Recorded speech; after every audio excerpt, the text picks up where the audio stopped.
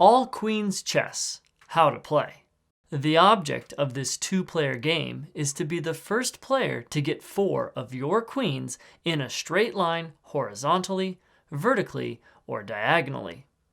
Each player picks a color, lay out the board, and place the red queens on the black spaces and the black queens on the red spaces.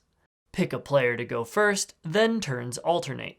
On your turn, you must move one of your queens any number of spaces in a straight line in any direction. You may not capture another piece. You may not jump over other pieces. Pieces may not share spaces, and you may not push a piece to another space. Once the game begins, the spaces with crowns are considered normal spaces and can be used by any player. The first player to get 4 of their queens in a row horizontally, vertically, or diagonally wins.